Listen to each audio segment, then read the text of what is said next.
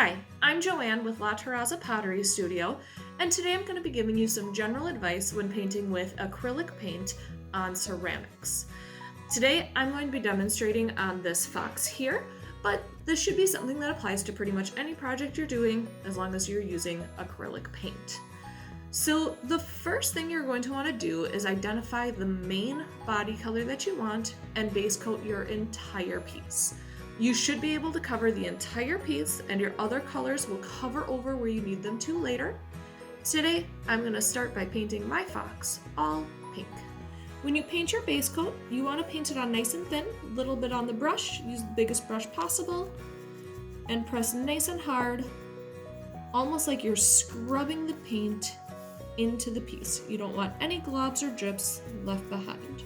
If your paint looks a little bit streaky, you're always welcome to do a second coat. But for now, we'll just get one covering the entire thing. Don't worry about painting the bottom of your piece.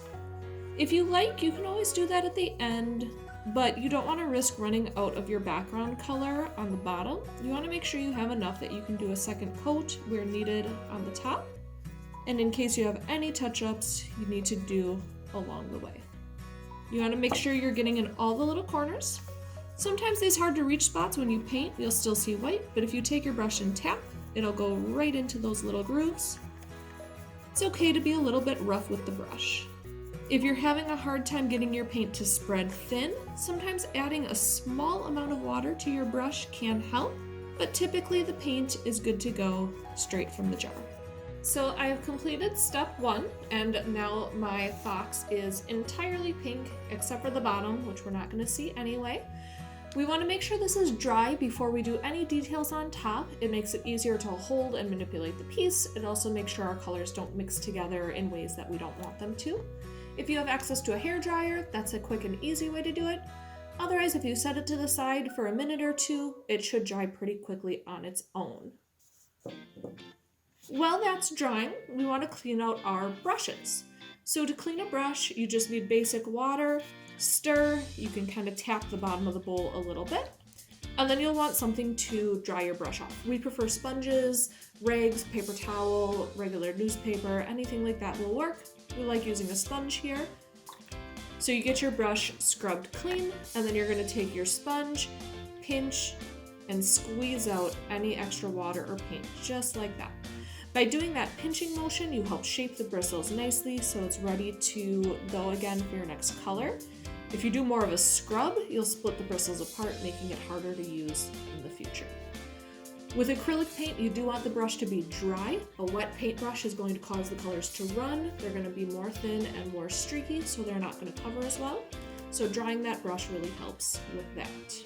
You might have access to a couple of different brushes. When you're painting with acrylic, always use the largest brush reasonable. Trying to use a tiny brush to fill in a large area is going to create more brush strokes. It's also going to take you a lot longer.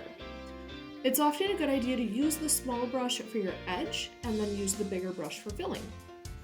Now that our fox is dry, we're going to start adding in some of the details. I'm going to focus on the large sections first, being the tip of his tail, the ring around his eyes, and his belly. And keep in mind, you can always add more layers. So when I do this mask around the eye, I'm going to paint right over his little eyeball for now, and later I'll be repainting the eyes on top. So I'm going to start with my thin brush. I'm going to outline each one of those areas nice and careful so I don't get my color where I don't want it.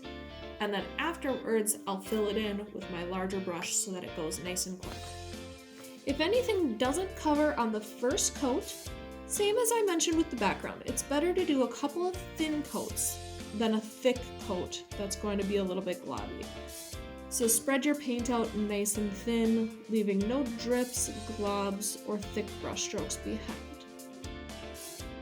So I've got my outline, I'm going to switch to my larger brush.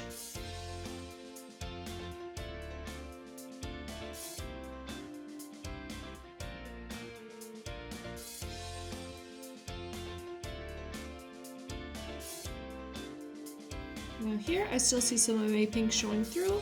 Put a second thin coat after it's had a chance to dry, and that's covering up quite nicely. If you make any mistakes when you're painting, first part, don't panic. Mistakes are always a part of artwork. They're part of what makes it unique, makes it yours. If you want to fix your mistakes after it's had a chance to dry, you can go back with your original color and paint over any of the mistakes that are still bothering you. I always recommend wait until the end. A lot of times the things that seem like a big deal when they first happen, once your whole piece is done, you barely even notice anymore.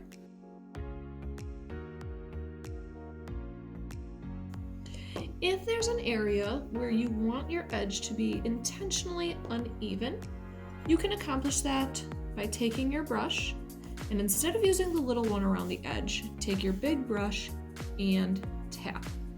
By tapping, you'll create kind of a fuzzy, jagged edge, so you'll have a little more of a soft line between your colors. This is a great way of getting spots and stripes to look more natural on a piece.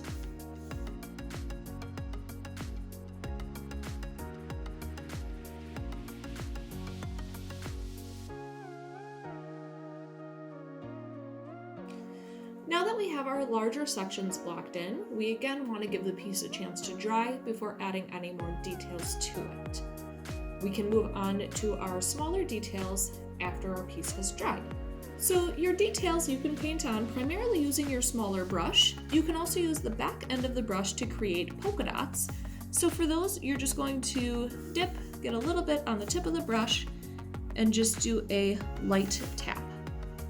If you redip every time, your polka dots should stay about the same size.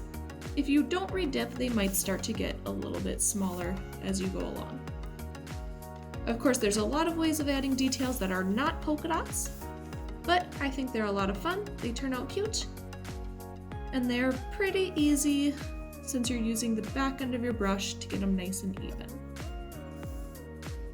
Polka dots do tend to go on fairly thick, so you want to be extra careful because they are going to take a little bit more time to dry than some of your other details might.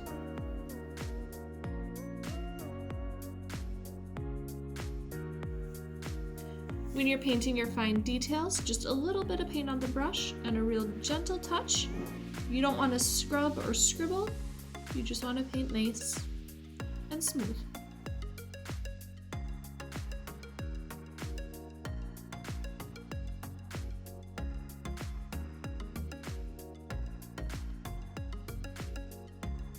One design that can be fun using the back end of your paintbrush is a heart. You can do a small heart by doing 2 polka dots that touch along their edge, just barely touching, and then connect them with a little V.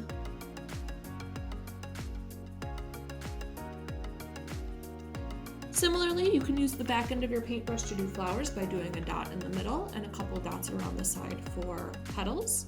But I think just the cute little heart on the side of our box is a nice final touch.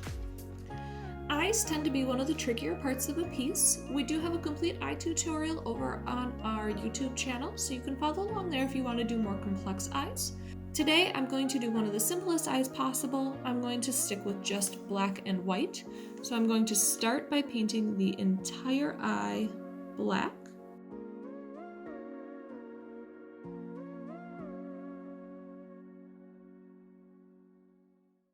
So I could leave these eyes just plain black if I like, but I'm going to be adding a white shine to them. When you add the white shine to your eye, typically you want it towards the top of the eye in either the 10 o'clock or 2 o'clock position. If you put the white dot right in the middle of the eye, the piece tends to look more like it's looking out at you. If you put it towards the top, you get a cuter, sweeter puppy dog eye effect.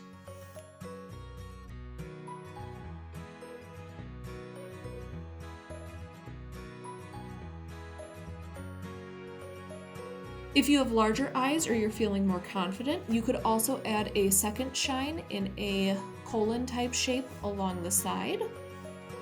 But these eyes alone are plenty cute, nice and simple, and they turn out really sweet on any piece. So there we have the fox that I've created today. Using these basic guidelines, you should be able to paint any of the pieces that you like.